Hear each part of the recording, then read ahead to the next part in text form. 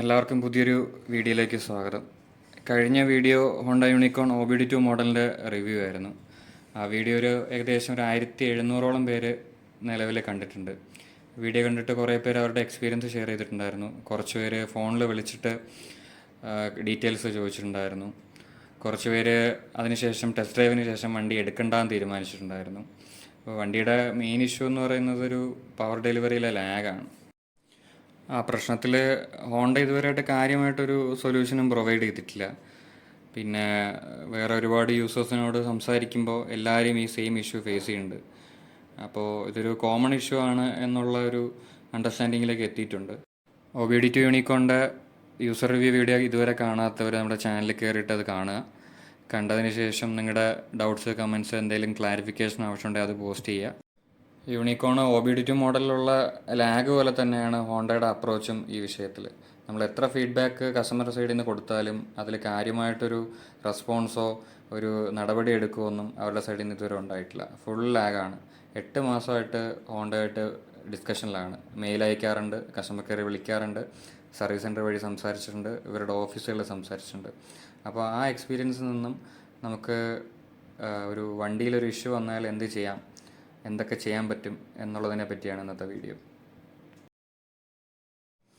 വാറണ്ടിയിലുള്ള നിങ്ങളുടെ ബൈക്കോ സ്കൂട്ടറോ അതിലെന്തെങ്കിലും ഇഷ്യൂസ് ഉണ്ട്, സർവീസ് സെൻ്ററിൽ നമ്മളത് പറഞ്ഞു, പക്ഷേ അവിടെ നമുക്കൊരു സൊല്യൂഷൻ കിട്ടിയില്ല, അല്ലെങ്കിൽ നമുക്ക് അവർ തന്ന സൊല്യൂഷനിൽ നമ്മൾ സാറ്റിസ്ഫൈഡ് അല്ല, അങ്ങനെയുള്ള കേസിലാണ് നമ്മൾ ആദ്യം കസ്റ്റമർ കെയറിൽ വിളിക്കേണ്ടത്.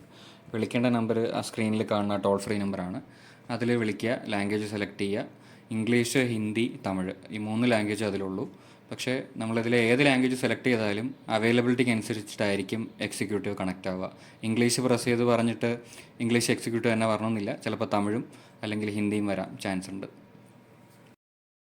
ഇനി ഇത് രണ്ടും അല്ല, സർവീസ് സെൻറ്ററിൽ നിന്ന് ഒരുപാട് ഡിലേ വരുവാണ്, നമുക്കൊരു സൊല്യൂഷൻ കിട്ടുന്നില്ല.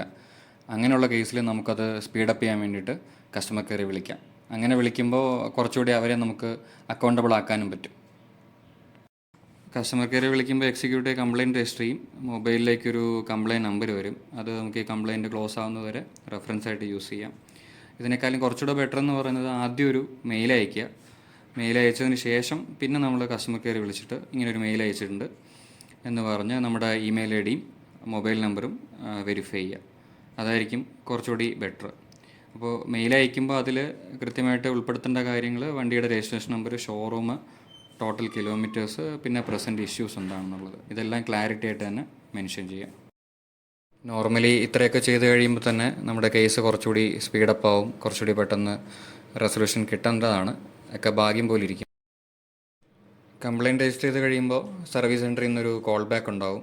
എന്താണ് സർ ഇഷ്യൂസ് എന്നൊക്കെ ചോദിക്കുന്നുണ്ടാവും. അപ്പോൾ സർവീസ് സെൻറ്ററിൽ ചെല്ലുക. ഭാഗ്യം ഉണ്ടെങ്കിൽ ഈ പറഞ്ഞതുപോലെ നിങ്ങൾക്ക് പെട്ടെന്നൊരു റെസൊല്യൂഷൻ കിട്ടും അതിനകത്ത്. ഇനി നിങ്ങൾക്കൊരു സൊല്യൂഷൻ തന്നു, നമ്മൾ അപ്പോഴും സാറ്റിസ്ഫൈഡ് അല്ല, അല്ലെങ്കിൽ വീണ്ടും അവർ ഡിലേ വരുത്തുകയാണ്, ആ ടൈമിൽ നമുക്ക് ഹോണ്ടയുടെ സോണൽ ഓഫീസിൽ കോൺടാക്റ്റ് ചെയ്യാം.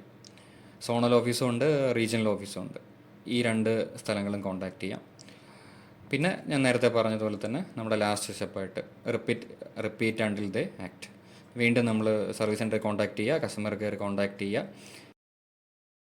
നമ്മുടെ കംപ്ലയിൻറ്റിൻ്റെ എൻ്റയർ ഡ്യൂറേഷനിലുള്ള കാര്യങ്ങൾ കൃത്യമായിട്ട് ഹോണ്ടയ്ക്ക് മെയിൽ അയച്ച് അപ്ഡേറ്റ് ചെയ്യുക. മെയിൽ അയക്കുമ്പോൾ എല്ലാം ഒരേ ത്രെഡിൽ തന്നെ അയക്കാൻ ശ്രമിക്കുക.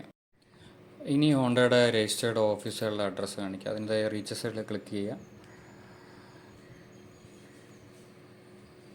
അതെ, കസ്റ്റമർ കെയർ നമ്പർ കൊടുത്തിട്ടുണ്ട്, ഇമെയിൽ അഡ്രസ്സ് കൊടുത്തിട്ടുണ്ട്. അപ്പോൾ കേരളത്തിൽ നിന്നുള്ളവരാണെങ്കിൽ കേരളത്തിനെ കാറ്റർ ചെയ്യുന്നത് 2 ഓഫീസാണ്. കൊച്ചിയിലുള്ള സോണൽ ഓഫീസും പിന്നെ ബാംഗ്ലൂരിലുള്ള സൗത്ത് റീജിയണൽ ഓഫീസും. ഇത് കൊച്ചിയിലെ ഓഫീസിൻ്റെ അഡ്രസ്സാണ്. ഇത് സ്റ്റാർട്ട് ചെയ്തിട്ട് ഏകദേശം 2 വർഷമായെങ്കിലും ഹോണ്ടയ്ക്ക് ഇതുവരെ ഇവിടുത്തെ ഫോൺ നമ്പറൊന്നും അപ്ഡേറ്റ് ചെയ്യാൻ ടൈം കിട്ടിയിട്ടില്ല. അത് കഴിഞ്ഞാൽ പിന്നെ വരുന്നത് റീജിയണൽ ഓഫീസിൽ സൗത്ത് റീജിയണൽ ഓഫീസ്. ഇനി ഹോണ്ടയുടെ ഏത് ഓഫീസിൽ വിളിച്ചാലും അവിടെ കോൾ അറ്റൻഡ് ചെയ്യുന്നത് സെക്യൂരിറ്റി ആയിരിക്കും. സെക്യൂരിറ്റി നമ്മുടെ നമ്പർ നോട്ട് ചെയ്യും, എന്നിട്ട് അകത്ത് ഓഫീസിൽ കൊടുക്കും. അവർക്കതിൽ നമ്പർ ഇഷ്ടപ്പെടുകയാണെങ്കിൽ അവർ തിരിച്ച് വിളിക്കും, ഇല്ലെങ്കിൽ വിളിക്കില്ല. വേറെ നമുക്ക് പരാതി പറയാനുള്ള ഓപ്ഷനൊന്നുമില്ല. പിന്നുള്ളത് ഹോണ്ടയുടെ രജിസ്റ്റേർഡ് ഓഫീസാണ്. ഇത് ഈ കാണുന്ന ഗുരുഗ്രാമിലെ ഓഫീസ്. ഇതിൽ കൊടുത്തിരിക്കുന്ന ഈ 2 നമ്പറും വെറുതെ സൈറ്റിലൊരു നമ്പർ ഇടാൻ വേണ്ടി വെച്ചേക്കുന്നതാണ്. ഇതിലൊന്നും വിളിച്ചാൽ ആരും ഫോൺ അറ്റൻഡ് ചെയ്യില്ല.